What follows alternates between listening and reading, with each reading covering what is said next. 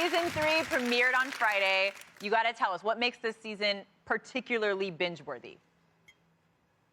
I think, it's got the usual mix of drama, suspense. There's some sexy time, of course. But I think what's nice is the seasons are going on. The writers are having an opportunity to open up the storylines for some of the other characters. So we're getting to see like the Lizzie and Ricky's love story develop. You got Preacher and Paige's sort of mystery thing going on. You've got the Who Shot Jack storyline throughout the whole series, where there's a mystery around who was the one that shot Jack, and there's some good, nice red herrings, and as Jack's trying to piece it together. And of course, the complications of Mel and Jack goes even further, and it gets, especially at the very end, I'm getting a lot of stuff on social media where people are so excited but really annoyed at how it ended, given that it was such a big bombshell. And I think it's great that everybody's excited now for the possibility of season 4. So there's just a lot in there, and it's nice to see how well people are responding to our little show. We really didn't know if we'd find much of an audience at all, so it's a real shock, and we're just very humbly surprised. Yeah, I love the romance of Virgin River, and, investing my time into it.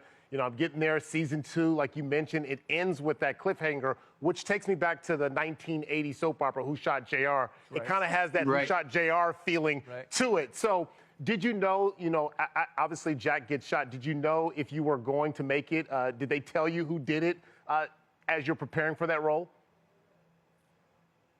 I knew that I was going to make it, yeah. Otherwise, we would have had to have some, pretty serious conversations. That was definitely never on the cards. I don't think they were going to kill Jack so early. Although I did think back to end of season 1 in Game of Thrones when they killed Ned. I thought, wow, maybe they'll just get rid of Jack. But they quickly put that to rest and said that no, we're going to stretch it out and create this nice mystery around who it was. And like you said, a bit of a Who Shot JR.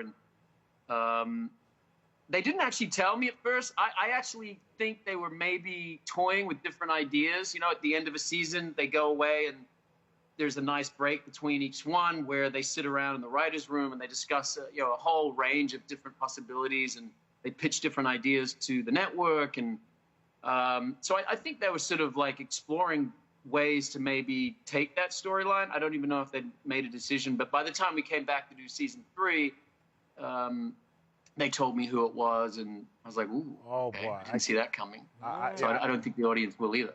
I can't wait for